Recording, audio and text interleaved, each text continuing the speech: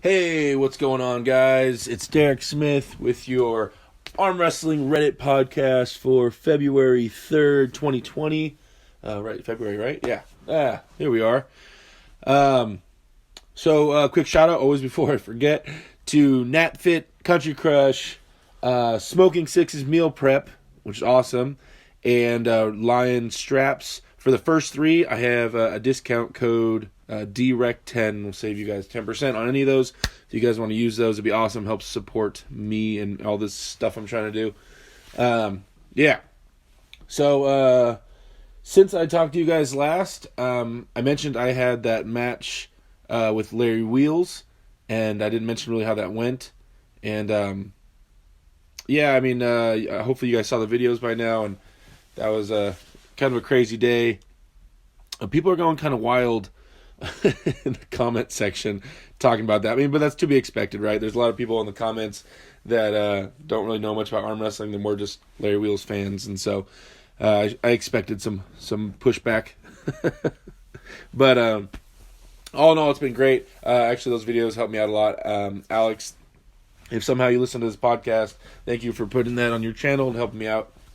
It's been great, actually, very, very well received. Hopefully we got a bunch of new listeners now to the podcast from those videos. Basically, for you new people that are listening for your first time, what I do here is I help run the Reddit section of arm wrestling, or the arm wrestling section of Reddit, and so people post topics every week. So once a week, I go over every topic posted for the last 7 days, and I kind of give my take and my opinion on it. And hopefully, most of the people that post stuff are newer arm wrestlers, so they post new questions and stuff about training and ideas and stuff like that. And so hopefully I'm able to help out some new people move forward with all these like 10 years I put into this sport and learning stuff. Same way I pick the brains of all the other veteran arm wrestlers I meet.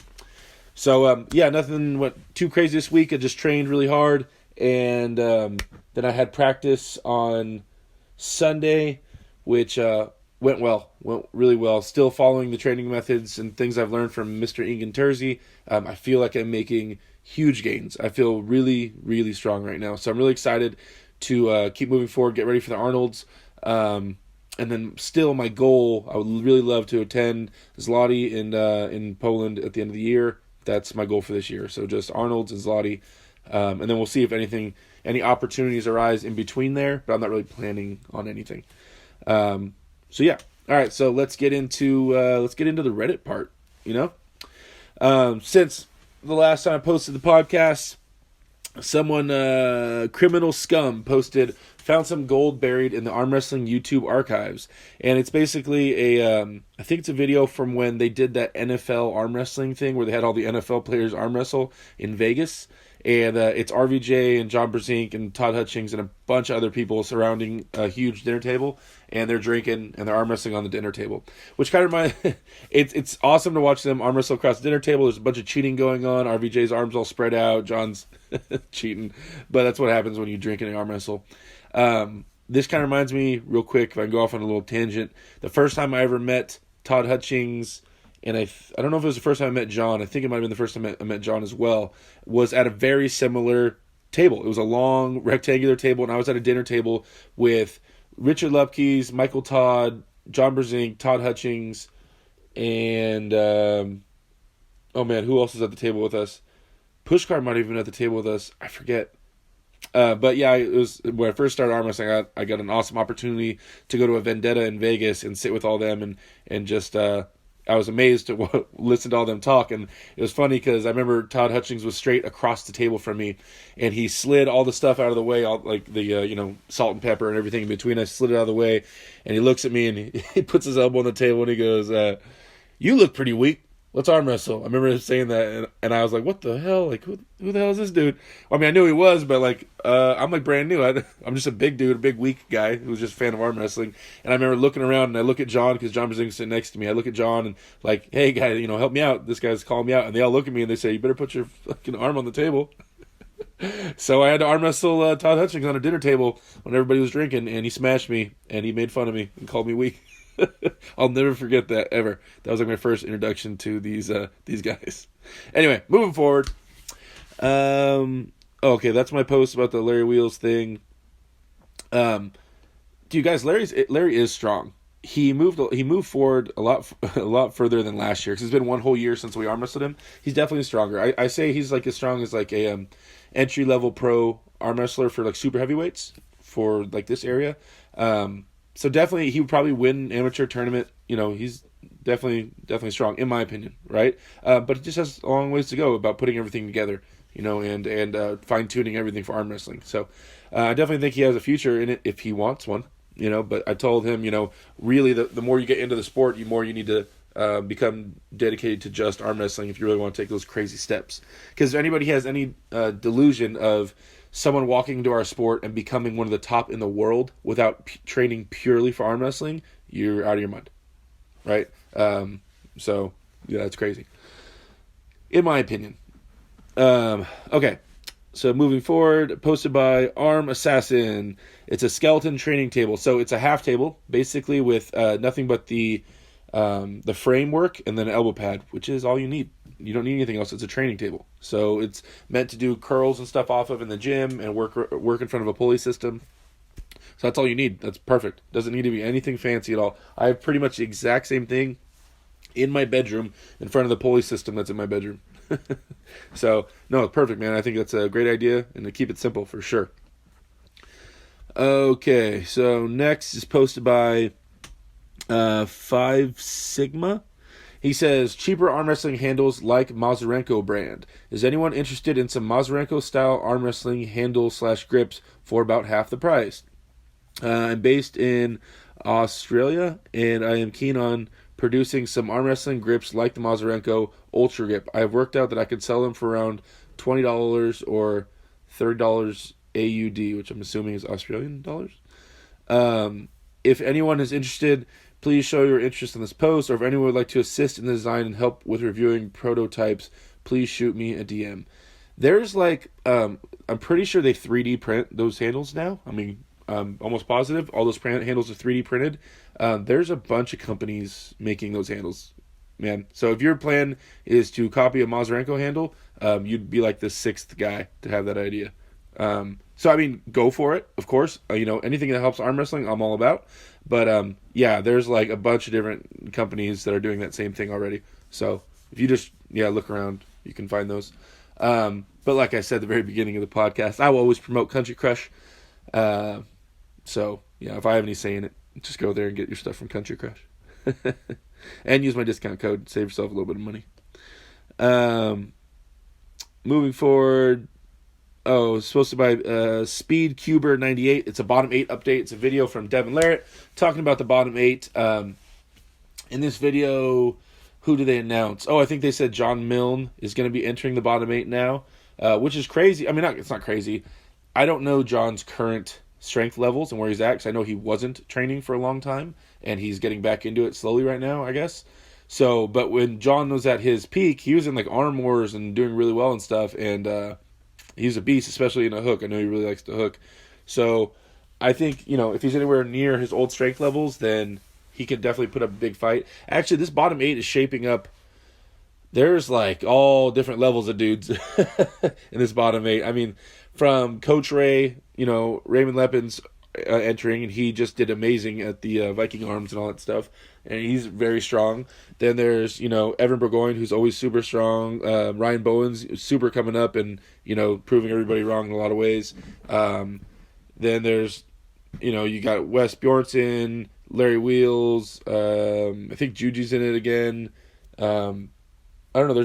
There's some strong people. So this is not the bottom 8 as far as like they're actually the bottom 8 people in the world. It's just called the bottom 8 guys.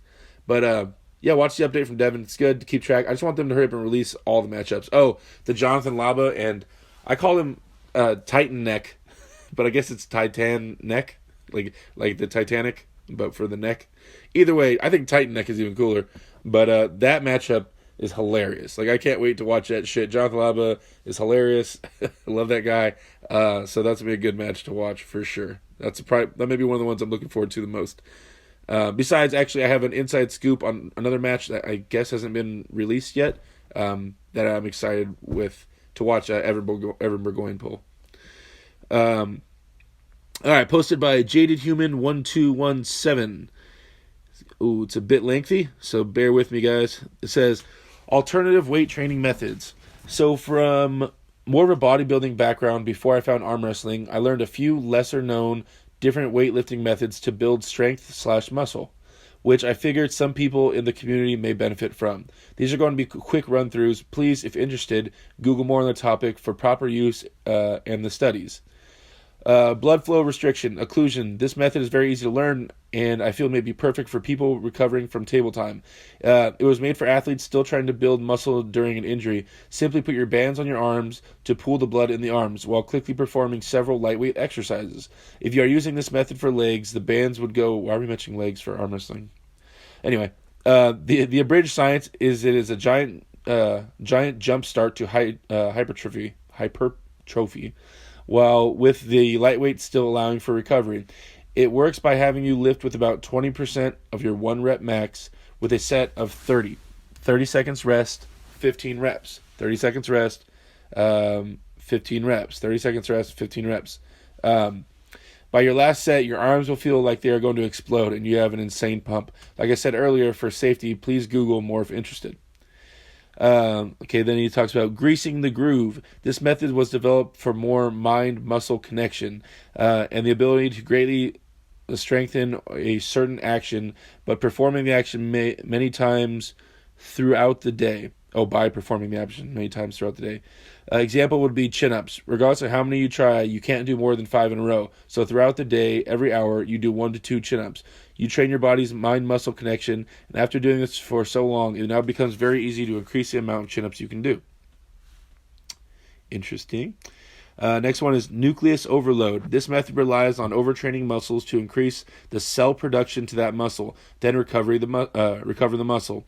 And when tearing it down again, you will have a lot more gains to be had. I'll be honest, I've recently learned about this one, so not very knowledgeable, but it's very interesting. For about a month-long period, train the muscle group every single day.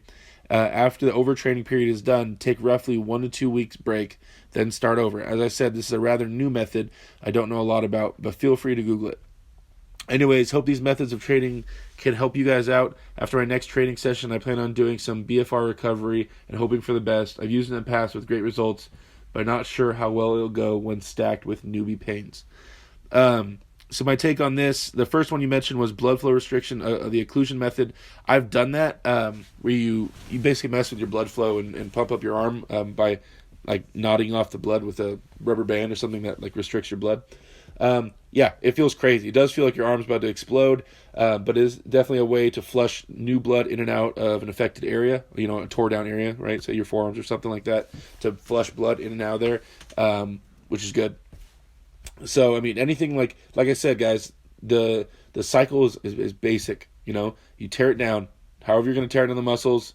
I mentioned this last podcast. I know I'm starting to sound like repetitive, but it's just you tear the stuff down, you put the right stuff in the blood, then you get that good blood that you built to the affected area, and then rinse and repeat over and over again. That's how you do it. That's the cycle of getting stronger.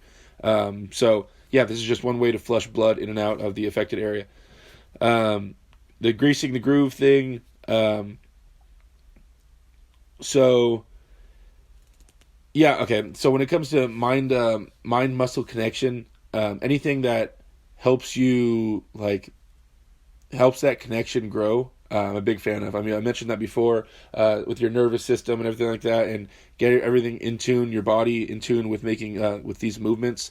Specifically, for us, arm wrestling movements is always good. So even shadow arm wrestling, like with nothing, or with like light weights or bands, even if you're tore up, just kind of going through the motions and knowing when and how to tighten up what muscles and in what scenario you'd want to do that and stuff like that helps. That means a ton. It's actually a really big thing. I have some more coming up on that pretty soon. I'm developing a chart thing. You guys will see. I'll make some videos on it, but I think it's going to be a big hit.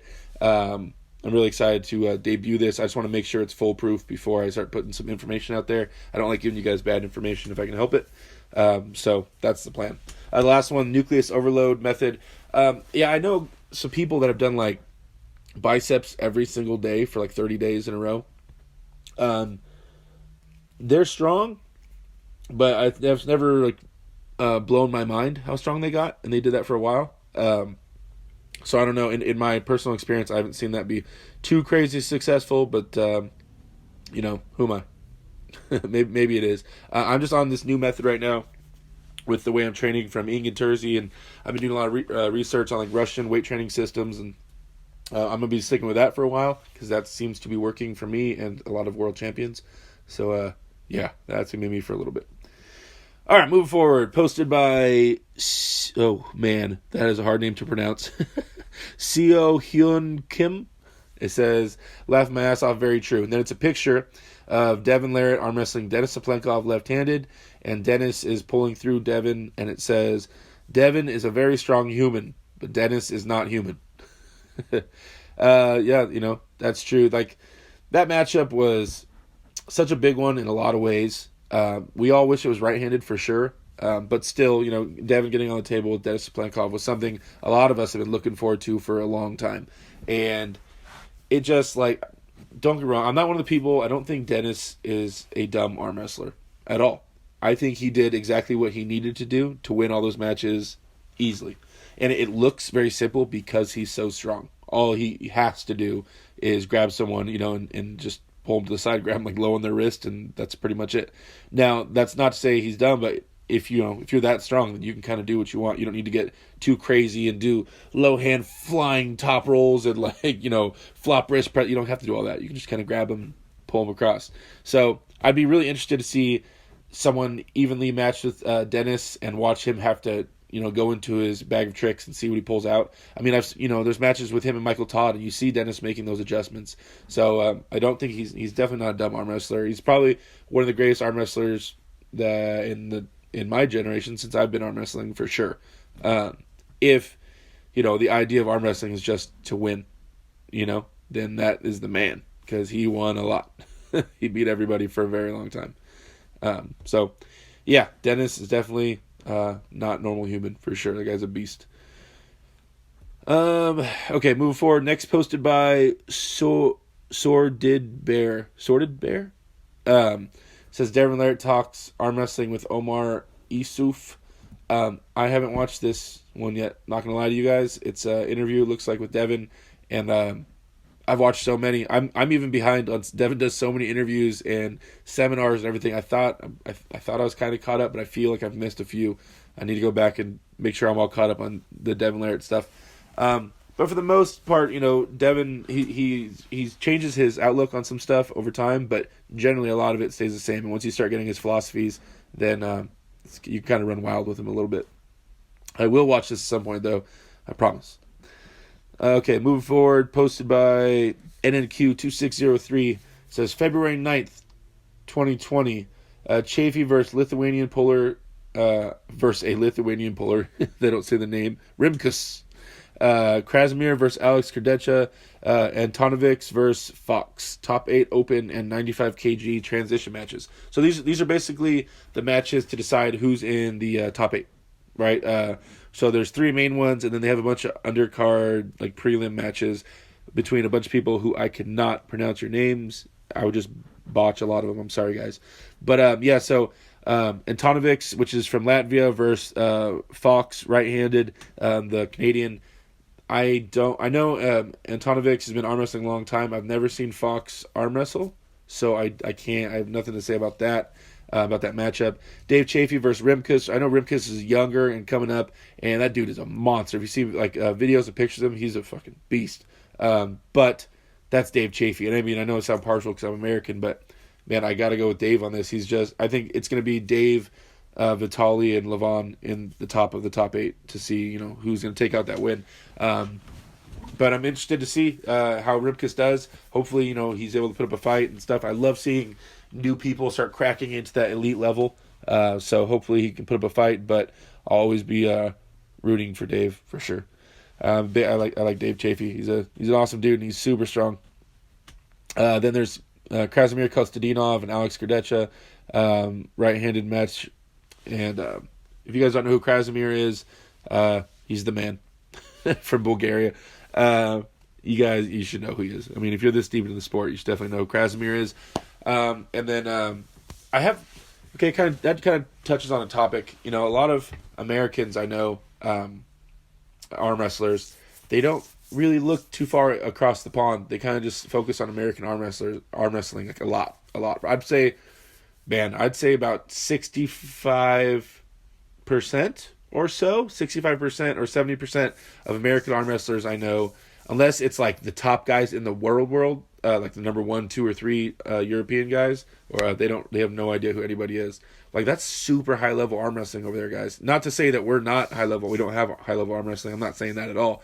But I'm saying that those guys have been. If you want to look at people that are really dedicated to the sport and have changed their whole life to train just for this, looking across the pond, you'll find a lot of people like that.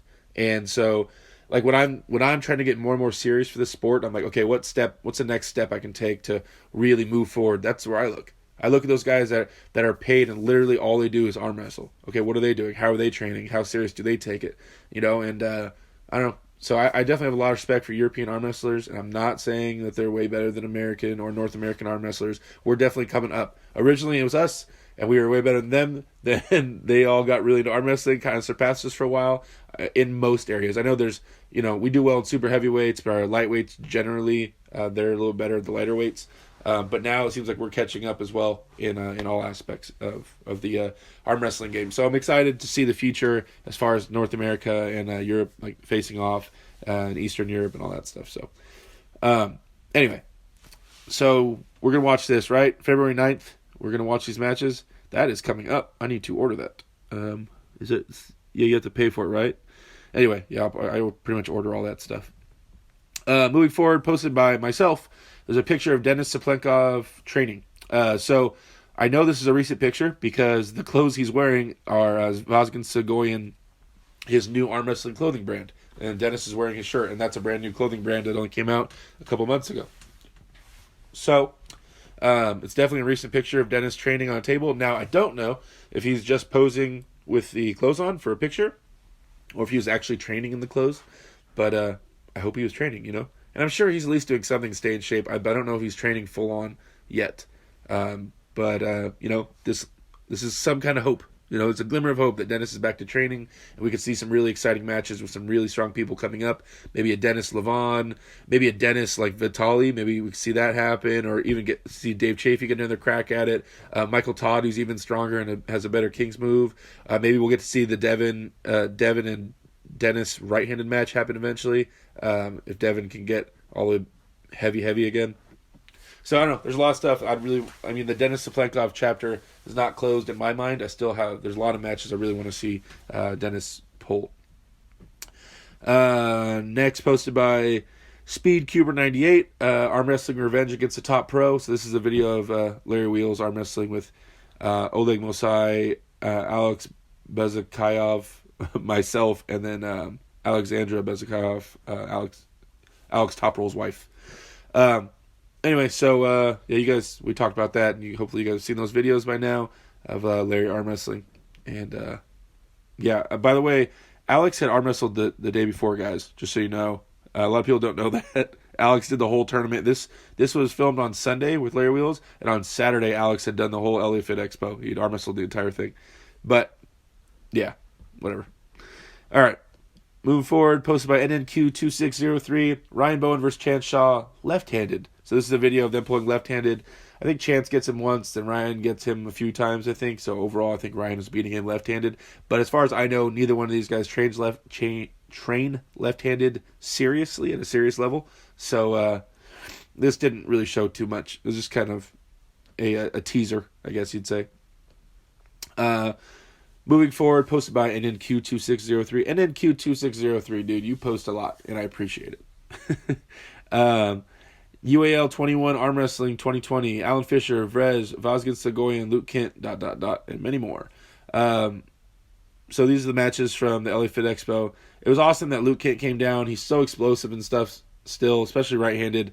He flashed Vrez, and he's just crazy explosive dude. So I was really excited to watch him and Oleg Mosai pull, because Oleg is, I think, the fastest arm wrestler on the West Coast, United States. I have yet to be proven incorrect on that statement. I'm not saying he's the strongest, the most powerful. He's definitely up there, but for his weight. But I definitely would say he's the fastest, in my opinion. But yeah, so it was awesome watching him pull. I know he kind of got flashed by Luke, and then I know he flashed Luke left-handed. Um, so, but yeah, watch those matches, guys. There's definitely some super high level arm wrestlers out here, some high caliber pullers in the West Coast. I know there's the East Coast has been more active lately in North America, but West Coast we're doing all right. We're doing all right. We definitely have some strong dudes coming up. Next one posted by user 982396. Such a beast, Robert. It's a video of Devin Larratt, Robert Saxton training over at the Viking Arms on the side tables. Robert, I think has matches with Devin like every year.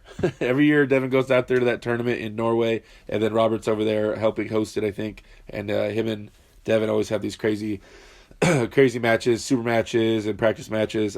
Robert's definitely strong. He goes to Worlds. I never pulled him, but I saw him at Worlds.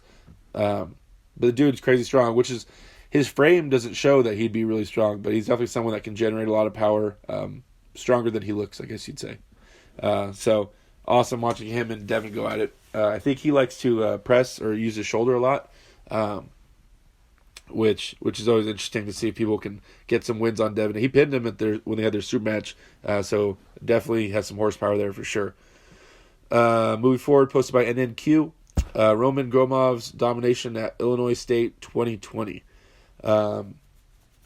So, wait, hold on 1 second, guys. All right, sorry about that. I had a quick interruption. So NNQ posted Roman Gromov's domination at Illinois State 2020. Roman's crazy powerful dude, fast and explosive, definitely giving huge runs to amazing arm wrestlers and stuff, and I keep seeing videos about this guy.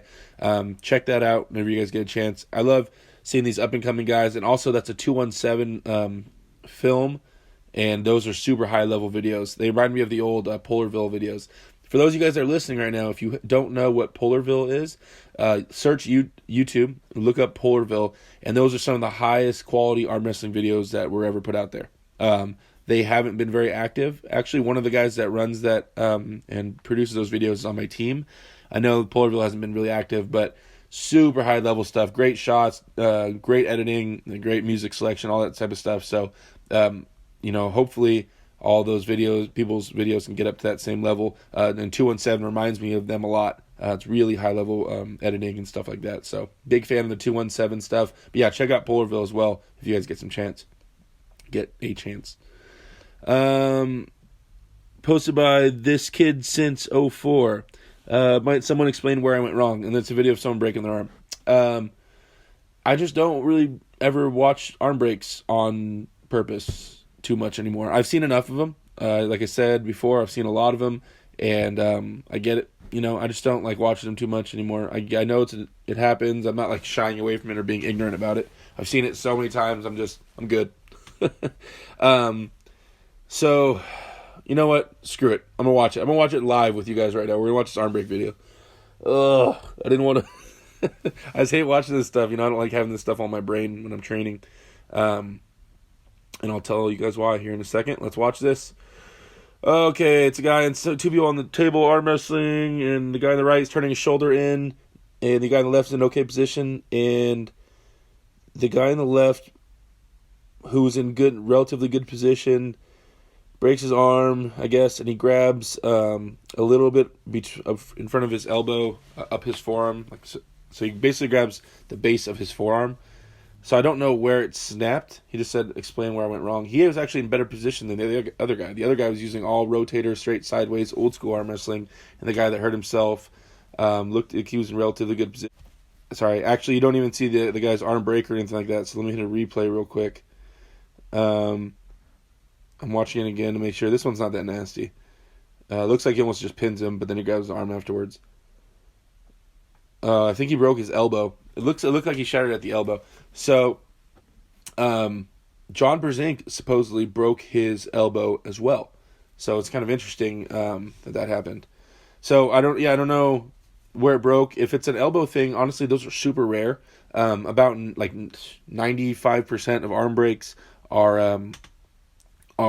in the humerus, in between your elbow and your shoulder, right in the middle of your arm, right there. It's a spiral fracture most of the time. But that one looked a little weird, where he grabbed his arm and everything like that. So Yeah, I don't know, man. I mean, you're in relatively good position. You could have had your elbow more inside your shoulders, and you could have been pulling back. You were going really sideways against his sideways, which is always, puts you in a dangerous position because you guys are putting a lot of twisting pressure on those bones. So definitely more backwards and with your elbow inside your shoulder, like in between your shoulders. I always tell everybody try to put your elbows by your belly button. So try to do that and pull backwards. Sorry that happened to you, man. But if you have the courage to keep arm wrestling after this all heals up, there's a good chance you'll be way stronger at it. But a lot of people don't. When they break their arms, they never arm wrestle again. So you have to decide how much you love it. May you heal quickly. Moving forward, posted by Bess Glazard, Devin Larratt versus Lars Reborkin training Viking Arms 2020. So it's side table pulling between Lars and Devin. Lars is like crazy. He actually looks a lot thinner than he was. I think he fluctuates in size a good amount because he was really big, and he's still definitely big and super vascular. I think he does strongman, right? Strongman, not powerlifting and not bodybuilding. So he does strongman and arm wrestling. I don't know what his main focus is, but I think it's been strongman. But I forget. The dude is a beast. If you follow him on any social media, he's like always hiking in the snow with his mountain dogs and trains in like a cave. Dude's wild, man. Super outdoorsy, like crazy dude, and he likes to shoulder roll. And a lot of the old videos, him and Devin having some wars in this press and shoulder roll stuff. There's also videos of Lars Reborkin, Rohrbakken, training and pulling with John Brzezinski in like a really long match. So he's that big dude that's always pressing. That has like a ton of muscle, right? So, yeah, watch these videos. Watching him and Devin pull once again. Always entertaining. You could tell in this video, though, he kept wanting to come in with his shoulder and press Devin, but for some reason he wasn't. I don't know if he's injured or what. So, okay, so moving forward, posted by Armry. It says, Canadian Arm Wrestling Federation votes to join IFA over WAF. A founding member of WAF is gone. What are your thoughts? Dude, I mean, all things considered, it's still sad to see WAF crumbling. Now, whatever made that happen, greed or people being crazy, whatever it is, it's still sad that there was like one roof where all the countries were underneath, and now it's divided. I hate that happened, and I hate that we're stuck there now, and it's just like, right now as I'm talking to you guys, I'm looking at the 2 jerseys on my wall from the 2 times I went to Worlds on Team USA, and I got lucky enough to do that and be under that same roof with everybody. And I'll never forget that. I'm super happy I had that opportunity, and I kind of feel bad for the people that have to choose now between the 2, and you just hope that you find or get to pull against someone that you're aiming for, because all of a sudden you're not you go to WAF, then you're not going to get any Swedish super heavyweights, any Canadian super heavyweight, now you have to pick and choose who you want to see, and that sucks. And it's not taking away from it just sucks. There's a lot of reasons it sucks, and but I don't want to take away from anybody that wins either one of those world championships. I don't know. It's watered down. Fuck it. You know what? I'm gonna say it. It's a little bit watered down. It's still crazy high level, but all this stuff is watering everything down. Now it's just not the same because now everybody's not there. I know not everybody was at the World Championships to begin with, the guys that compete in Zloty and stuff, but that was the only drawback, is that if you were taking a ton of steroids and you were geared out of your mind, then you wouldn't go to WAF. But besides that, everybody else is there, right? All the top people from the world, maybe not United States because for some reason our guys don't care about it, but everybody else was there. And so that was awesome. But now, the 2 worlds going on and the Nemiroff thing going on, and you can't compete in IFA or Nemiroff because then you can't go to WAF. So everything's super divided, and that sucks. But I think it'll work itself out at some point. Either someone will take over, IFA will take over, or WAF will change everything and try to get everybody back. I don't know. But at some point, hopefully, we all get under the same roof again, and we're able all to compete the same world championships. Sorry if I didn't mean to offend anybody. I just, if there's countries that aren't going, then that sucks, because now it's not a true world championships because there's countries that can't go to those world championships. All right, move forward. That's just my opinion. Posted by Armory. Who you got? And it's a picture of Donkey Kong arm wrestling against Bowser. So it's like a fake, cartoon people from Mario Kart and Mario Brothers arm wrestling. I would have to go with Donkey Kong, man. Gorillas are supposed to be crazy strong, stronger than turtles, because Bowser's a turtle, right? So, yeah, my vote is Donkey Kong. That's who I got.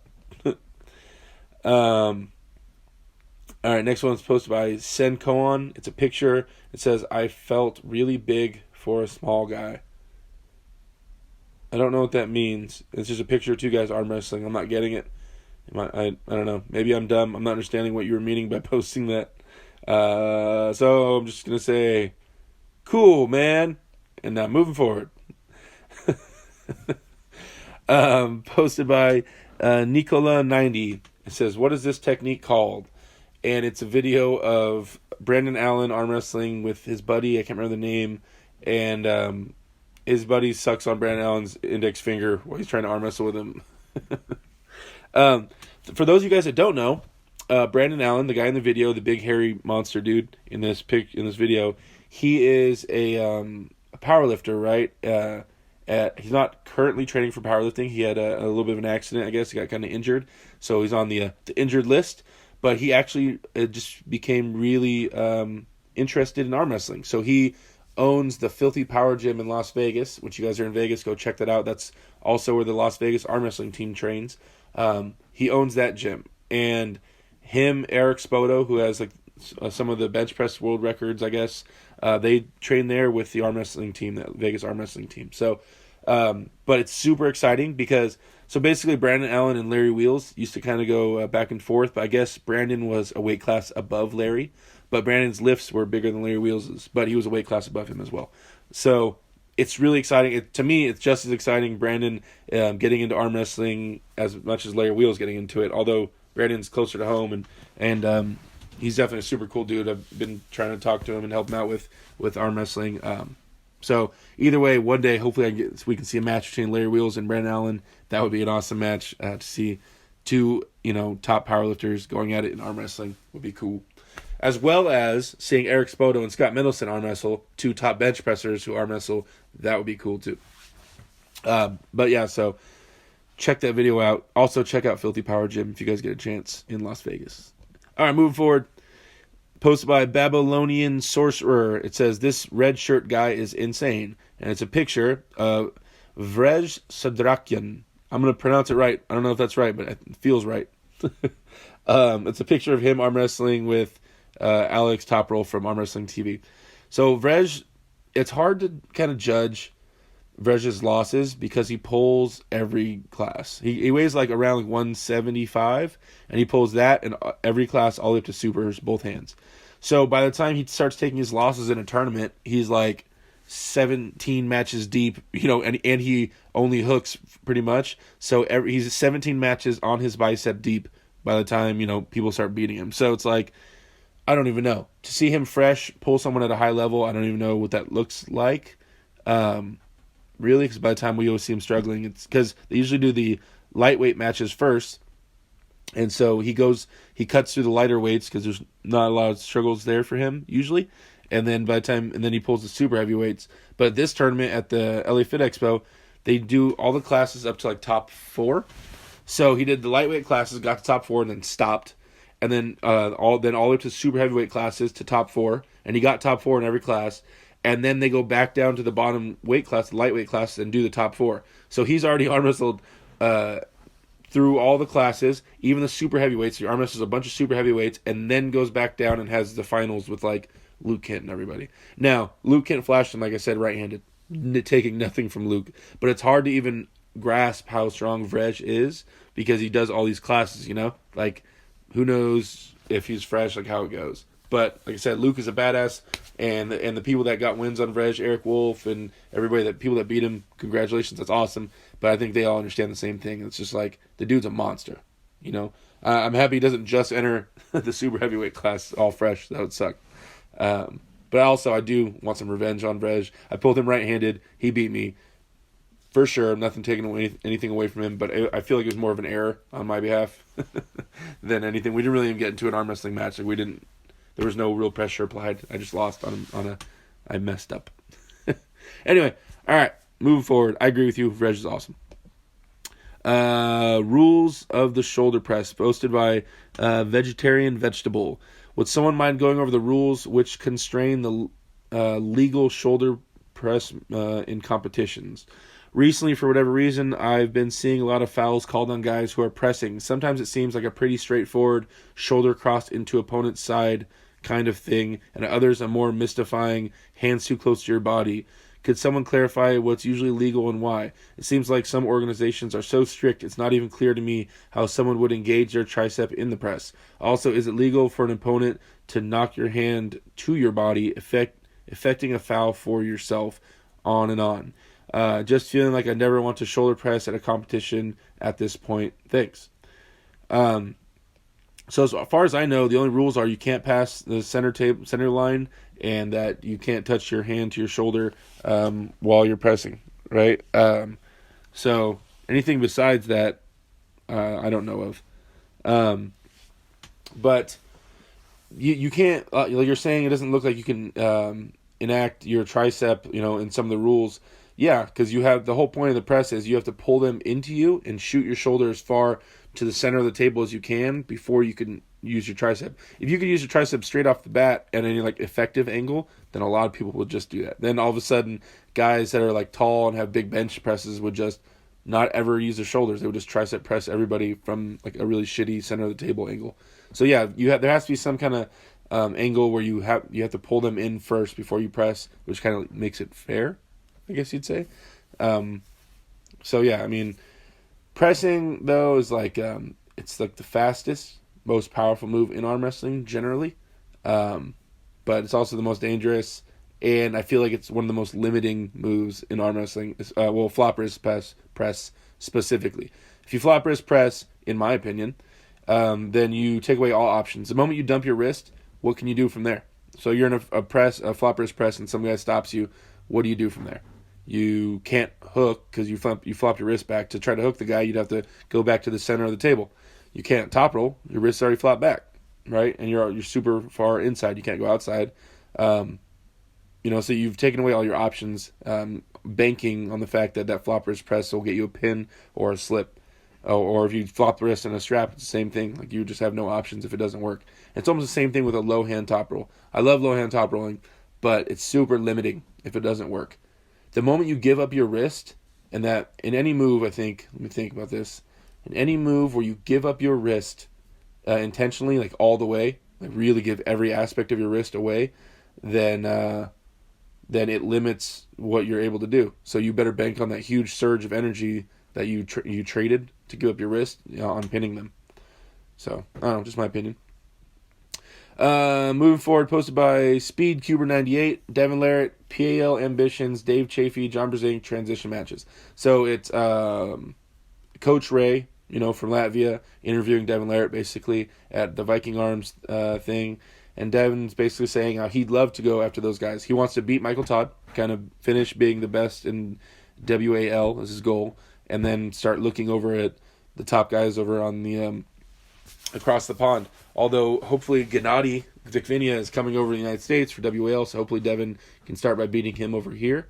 But then, move across the pond and start trying to take away, beat some of those top guys over there, which would be super entertaining and exciting to watch, for sure. But yeah, interview's great. You guys check that out. All right, moving forward, posted by Bob Wagner. Ryan Bowen versus Chance Shaw, right-handed. It's a video on Ryan Bowen's channel of him versus Chance Shaw, right-handed. Now, I posted about this on my Facebook, guys. I was not a big fan of the way this match went down for a couple reasons. A lot of us were excited. I know that they pull relatively similar in the straps, not 100% similar, but they both like to emphasize bottom strap pressure and posting pressure in their strap game. And so it's once I was watching the live stream and I see the referee and I feel he's I've seen him before. But anyway, I'm watching him put the strap on and he starts doing the old school strap. Lots of older arm wrestlers. So for you veteran arm wrestlers that are listening and for you newer arm wrestlers that have veteran guys pull up to your practice, the old style of strap, they don't see it as a problem because they've trained their entire 40 years of arm wrestling with the older strap. They were used to it for a long time, so they know right when the older strap goes on that if you have the buckle, it sucks your hand underneath the other guy's hand. So if you have the buckle, you have to rise up your hand really high. You have to try to get your webbing above the other guy's webbing, or like that's the angle you have to force while they tighten the strap. And also, your bite comes second on the strap. So when you start pulling back on the lower part of the strap with when you have the buckle, then your power doesn't kick in until after the other guy. The other guy's power kicks in more immediately, right? So there's two disadvantages to having the old school strap when you have the buckle. It's like a severe disadvantage having the buckle. But I know the older arm wrestlers who are listening to this don't agree. They always go, no, there's no disadvantage of the old strap, because they were so used to fighting and like allowing for the buckle that they don't see it as a disadvantage anymore. But you got to remember, all these younger, newer arm wrestlers that are coming up, people have been training since we've changed. We don't train that. We don't practice the newer or the older strap. When we put on the straps, we don't drive our hands up that same way. I mean, depending on your style, but you don't do it because of a disadvantage. You do it, because that's your style. You want to get higher in the strap or whatever it is. So anyway, they put the strap on the old school style. I'm typing in the chat. I'm like pounding the keys, the message board. I'm like, yo, that's an old school strap. Tell them to switch it up. And they end up doing all 6 rounds in the old school strap. And every single time the person had the buckle, because they switch sides, every round. Every time the person had the buckle in the back of their hand, they got their hand completely taken and dominated and were losing. But one of the times, Chance Shaw or Ryan Bowen had the buckle on the back of Ryan Bowen's hand, and so he lost his hand to Chance, and then as Chance was pinning him, Chance elbow fouled twice, so he ended up losing that round, which screwed him, or else the score would have been 3-3. So it ended up being 4-2. Ryan Bowen won because Chance elbow fouled off the back. It sucked because we didn't really get to see them in a fair match. It was just like whoever had the buckle lost. That's all there was, because neither one of them were going to try to hold on to each other. Every match was going to be a strap match, and then so I don't know. It was just we saw basically that we saw a demonstration of how effective the old school strap can screw you over if you let it. That's what we saw. So I would love to see them arm wrestle again with a fairer strap and really see how that goes. Hopefully they think the same thing, and we get to see that at some point. All right, moving forward. Sorry, that's all I thought on the Ryan Bowen Chance Shaw thing. Hopefully we see a rematch. It says the next video is posted by Minhale. It says, please critique my form. I'm the one on the right. And it's a video of 2 guys arm wrestling, and the guy on the right wins. Now, I was actually kind of excited about reviewing this match for you here. Basically, arm wrestling, and this is what I teach all my guys. Arm wrestling is broken down into 3 steps, right? Establish your hand, get ready to pin, and pin, right? So I like to break things down into steps and rules and make it as simple as I can, right? So establish your hand, meaning if you want to hook, you get your hand in a hook. If you want to top roll, then top roll the guy, or establish hand control. If you want to flop wrist press, then fold your wrist back and flop wrist press. Establish your hand the way you want it, right? And so you cannot skip step 1, right? We're talking about really effective offensive arm wrestling right here. You cannot blow out step 1 and expect to be super effective offensively. So the establishing your hand part in this one right here, you wanted to hook. This guy, they were in the straps and they hook. Okay, so you got your hook set in. Then step 2 is where a lot of the so-called arm wrestling, smarts, it starts kicking in. That's if the match stops. So it's the getting ready to pin. Step 2, get ready to pin.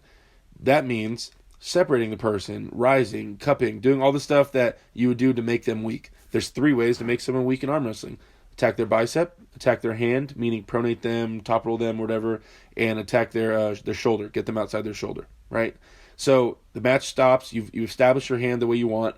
Then step 2, you need to start separating them, separate their bicep. The moment they defend their bicep, jam your elbow across the pad, so attack their shoulder. The moment they defend their shoulder, attack their hand, and vice versa. You just keep going around through those 3 things, attacking all 3 aspects until you whittle them down. That's how a lot of high-level arm wrestling goes. And then once you have dominated them on the table, step 3 is you pin.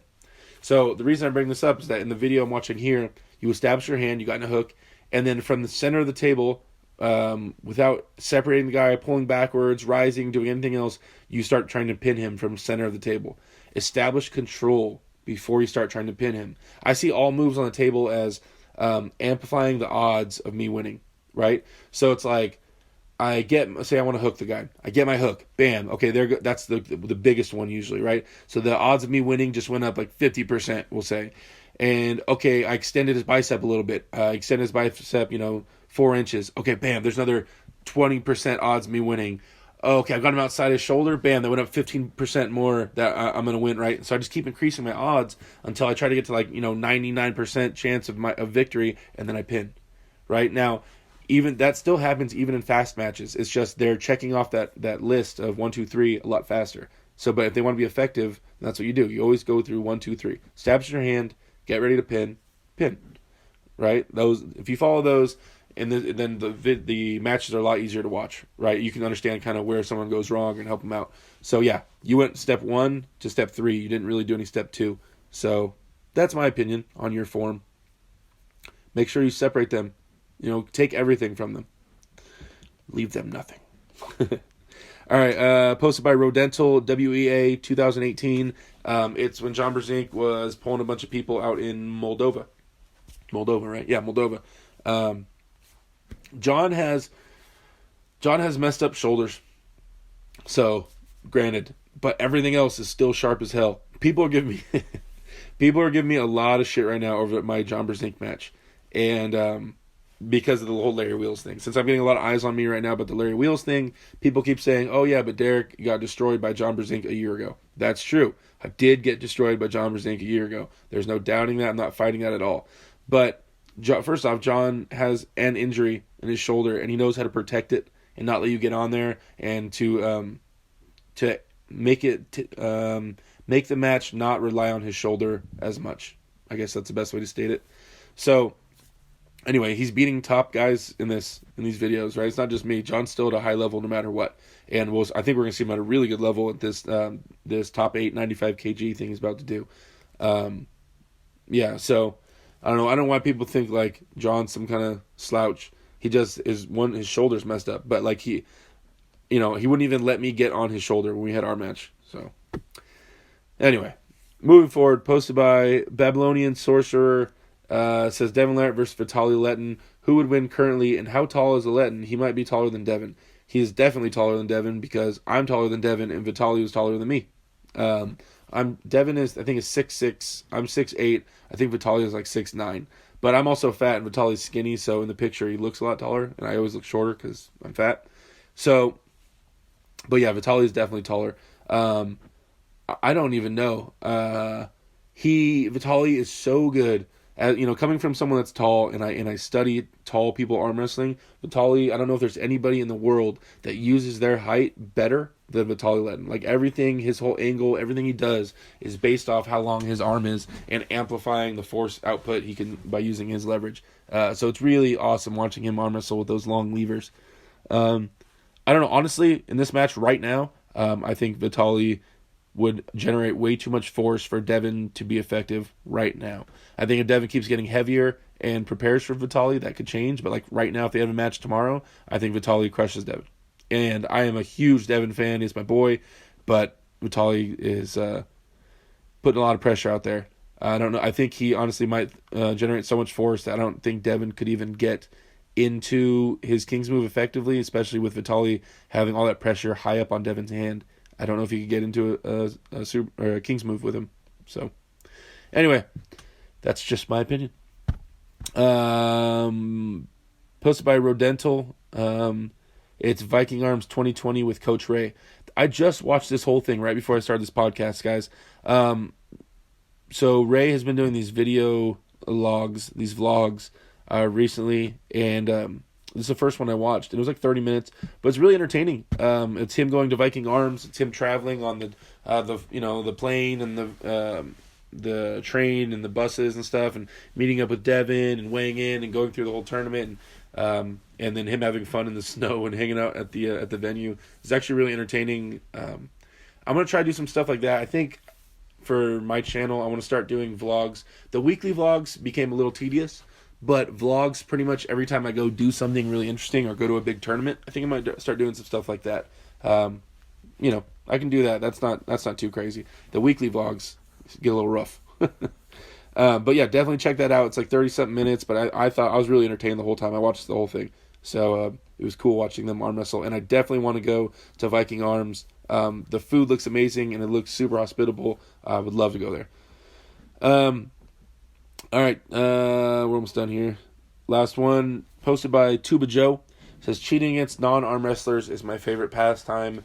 And then it's basically a match between two guys on an actual arm wrestling table.